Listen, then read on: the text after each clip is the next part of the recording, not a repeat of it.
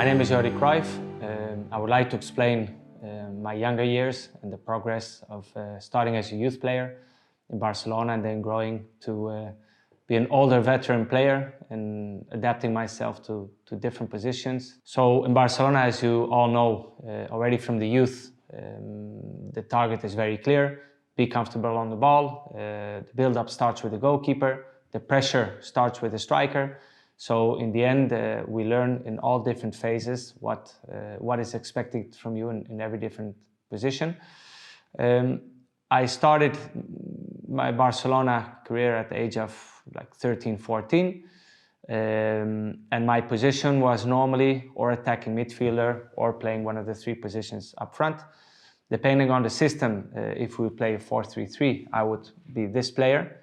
But I always had like a drive to always get in the box. I also played a lot of times as a striker, but always with players near me that when I would come in the ball, they would make the run. I would attract central defenders, they would run behind me. So always one of these would actually be a very, very attacking player.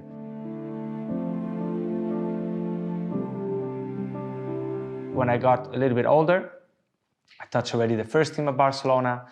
A lot of people always talk about the 4-3-3 of my father, but a lot of people forget that it wasn't always 4-3-3. It was also a long period of time in which the system was actually kind of this. Was three at the back, which a lot of times, if my father played against two strikers, he didn't want four defenders at the back. He didn't want to have two extra players here because he would feel that he's missing two extra players in other places of the pitch. So imagine the lineup. If you have Ferrer, who's man marker, he's aggressive, he's small, but he's fast, good on the ball. He could run. He was fast to cover all spaces behind the defense. On this side, a lot of times was Sergi Barjuan, who's similar to Ferrer, but also disciplined, could have the speed to sprint 5 meters and could immediately close gaps. That's what my father wanted because he knew that when we were attacking, there would be a lot of space behind the defense. So he needed some kind of speed. Then he always wanted an organizer, which was Ronald Koeman, very good on the ball, of course, but also a player who understood how to organize, who did not want to be exposed against a very fast striker. So he would always have these players kind of near him to make sure that always there was a 3 against 2. That if the strikers would be here, for example, strikers would be here, then Sergi would come a little bit over here. If the strikers were there, then he would come here. Always to try to create a 3 against 2 situation at the back. And this player, this was obviously the key player, was Guardiola.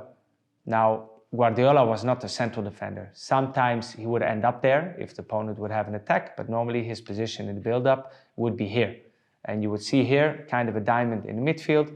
And of course, the goalkeeper always had to be a player who didn't stay on his line, but was always here, ready to receive the ball and build up, to play. But also, if there's a lot of space and the defensive line is pushed up, that he wouldn't stay here, but he would come here. Just to make sure that if there's a long ball from the opponent, that he would be kind of a libero to help his defense, so we could push up as a team a lot more. Now, a lot of times, Guardiola would be here. He was a master of angles. He was very good in playing in 2 touches, control with the lift, passing, and trying to find players between the lines. He always had a vertical pass. And of course, as you know, Koeman had an amazing, pass over 60, 70 meters. He could just put it right on your chest. So that was the power, but especially I think it was the angle game between them, that when a striker would put pressure, Guardiola immediately knew that here was the space, he would receive the ball here or here. So I think if you look at this lineup, it's a lineup purely based on football possession and not thinking at all in how we defend.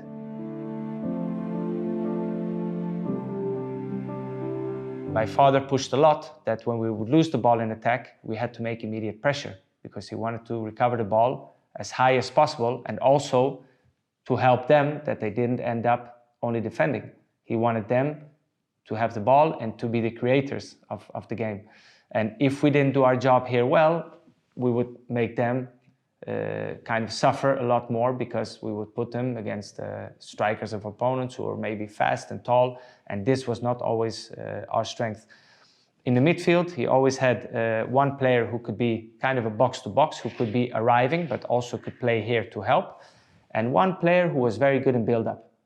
Because if the opponents, they would put one player on Guardiola, which after a while they would do, because they knew he was the key in the build-up with the angles, then a lot of times Eusebio would play here, who was also a very good football player, understanding angles. So he would just attract, then Eusebio would come here, and the build-up would go through this player. Or a lot of times he would just come inside, Eusebio would come here, and Eusebio would receive and make sure the build-up was well organized. In attack, my father was, I think, one of the first coaches who actually not always had a pure number 9. It's true that there was a time, of course, it was Romario, who was a pure number 9, but there was also a time that it was without him. And then he used to look for example, put Laudrup, who is not a pure number 9. He would play as a striker. He would have Baquero here. And then, of course, he would use Koeman's strength, both sides. He would have Begiri Stein here sometimes. Stoichkov there, as you know, very fast player. So the idea would be that Laudrup would come in the ball. He would attract the central defenders. And then, of course, Stoichkov's strong point was to run behind. Koeman had an amazing pass. So a lot of times we saw this pass here, that Laudrup would attract, would come. Baquero would make a run this side to open him. And of course, Stoichkov would make that run. Koeman had an amazing pass, and this happened so many times that I think that was also one of our trademarks of the team.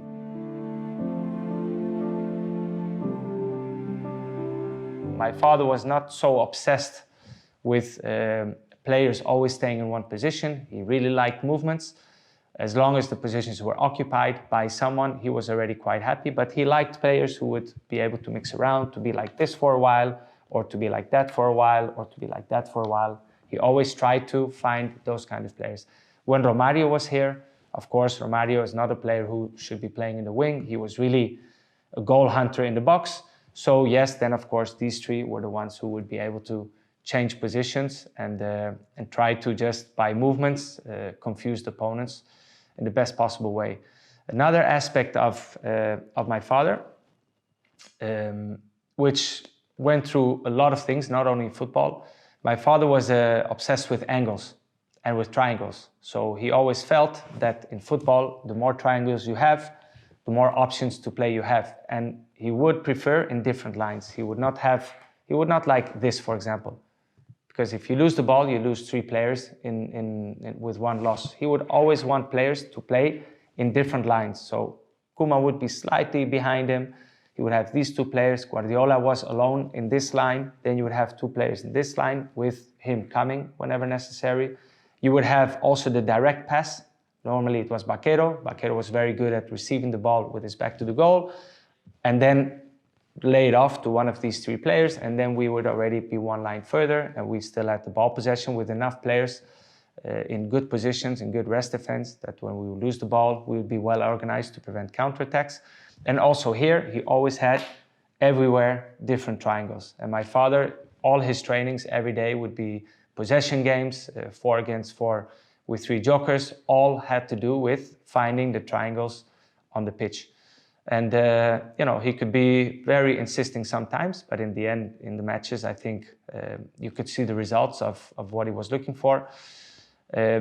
Also games when it was the opponent would play a different system. It's true that sometimes he would play like this, but in the build-up he would want him to dribble out and join the midfield, to occupy the space. Sometimes it would also be like this. Of course, if this would happen, then you would have a little bit more this kind of situation, that he would come in the ball, he would come in the ball, he would come in the ball, but never the 3. This he never wanted. He always wanted some players to play between the lines of the opponent and try to create always angles like we see on this board.